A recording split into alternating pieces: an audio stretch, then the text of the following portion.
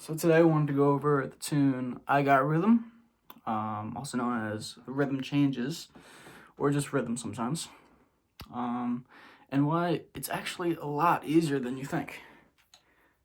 Another problem a lot of people face when they start learning rhythm changes is that there's so many chords, right? There's a chord every 2 beats. If we're in the key of B flat, we got 2 beats of B flat, 2 beats of G minor, 2 beats of C minor, and 2 beats of F7. And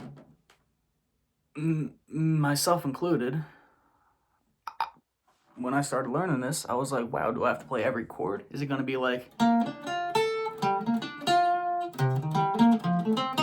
Which, it's a lot to play. And if you think that way, it's going to be very limiting to what you can do. But what I want to go over today is the scales that you want to use to outline the chords of rhythm changes. Now, for 1, 6, 2, 5, we're not going to play all the chords because the chords are all connected, you know? These first 2 chords, B flat, G minor, well, we're in the key B flat, so that's B flat major, that's easy. And then G minor 7, well, that's the 6th chord of B flat. That's your B flat scale. But it's the chord on the 6th of B flat. And by the way of thinking that, you're not thinking necessarily of chords, you're thinking more of outlining your scales and using all 7 notes.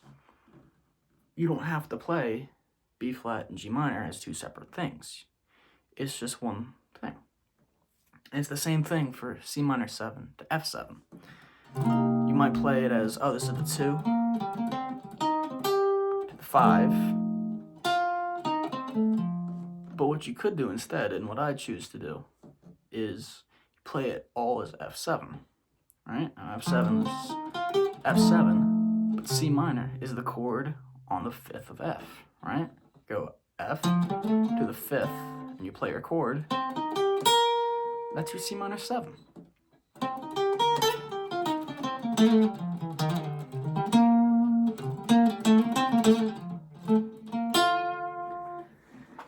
What you might also realize is that F7 and B flat are also the same, right?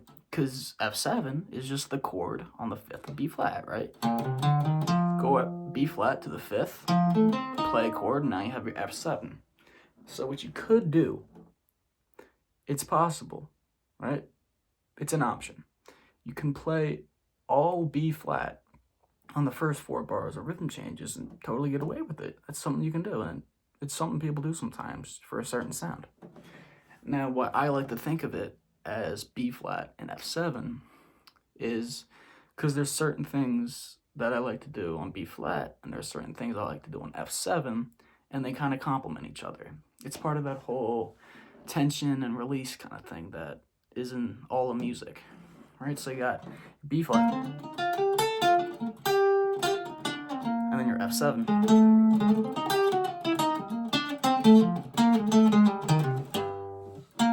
Back to B flat.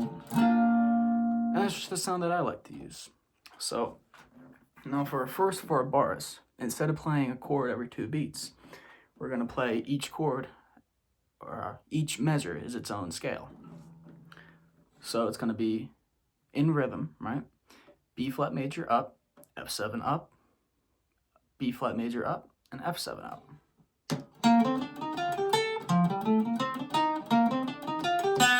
Whoops. But you get the point.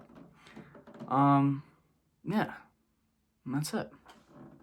So then we tackle the next 2 bars, which is the tricky part in rhythm changes.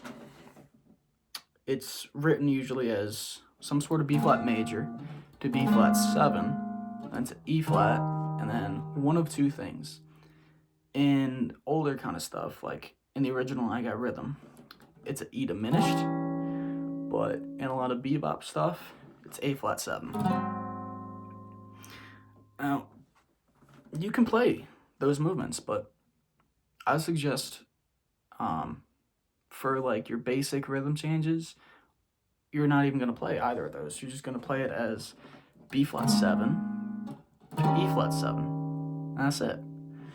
So that would be B flat 7 up, E flat 7 up. It's that simple. And later, when you get more comfortable with that, you can try to throw in these different movements, like this E diminished. You can play this as E flat 7 down to E natural.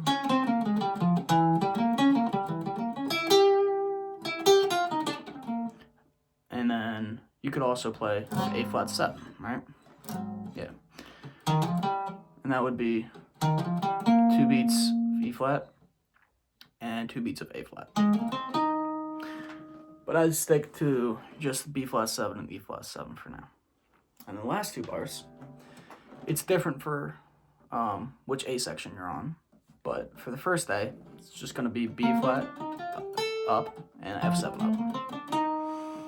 So in total, the first 8 bars of rhythm changes is this.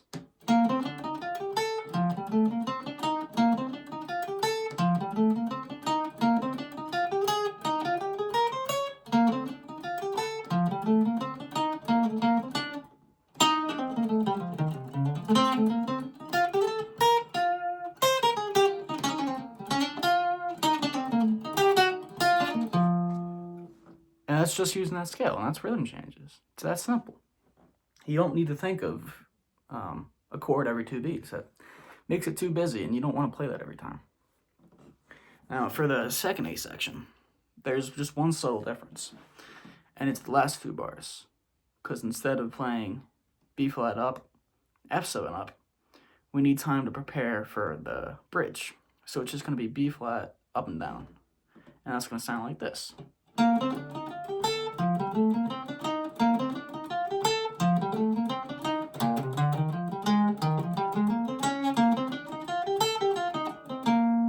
So 2 bars of B flat.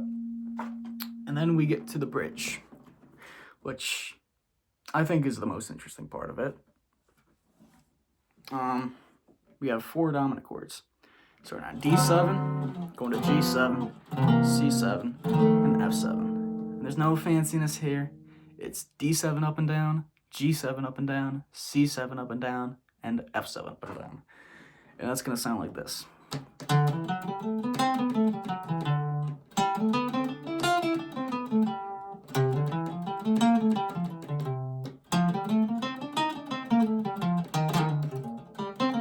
And then back to the A. And that last A, that's going to be the same as your first A. So the last 2 bars is B flat up, F7 up.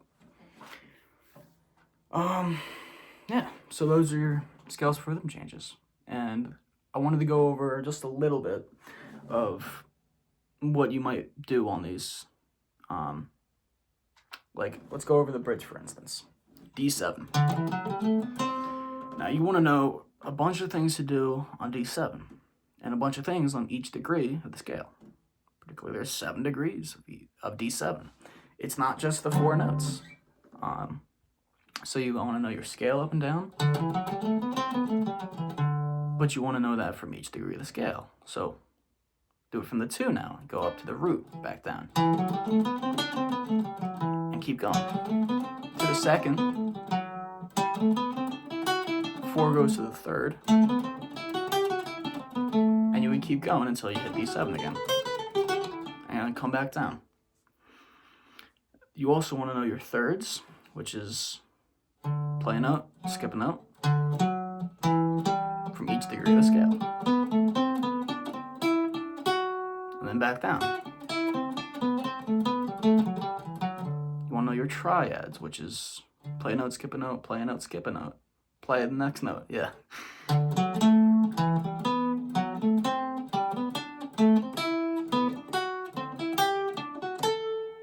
Down. You get the point. And there. And then you want to know your chords, which also known as arpeggios, are 4 notes. So it's thirds, and you add another note as a triad, add another note, it's a chord. And that's just play a note, skip a note, play a note, skip a note, play a note, skip a note, play a note. All these, every degree of the scale. All these are beautiful. All of them. Those are just some things you want to know. You also want to know your half step rules, right?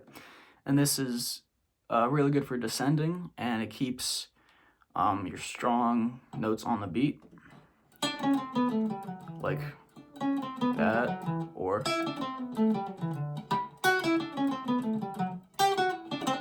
I have another video on all of this, but just essentially adding half step on certain notes when they're on the beat, or not adding the half step on other notes when they're on the beat.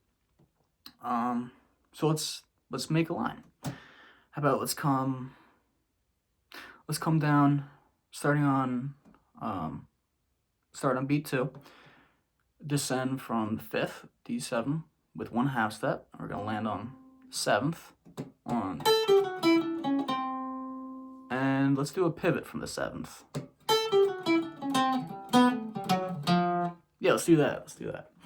So that's a pivot from the 7th, and then come down from the 5th, and from the 3rd, you're just gonna surround the 7th of G7. That F, you're gonna surround that with the 3rd and the 2nd of D, the F sharp and E. All right, start on beat 2. Yeah, 1.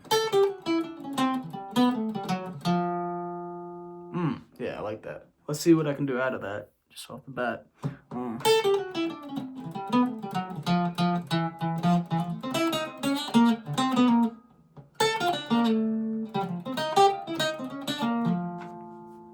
And that's how you should create lines.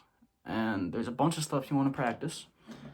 And that's just like the beginning, right? You can find a bunch of things to practice, and I will get to that, but this was just a little small look into what you could do to solo. And I will see you guys next time with another video.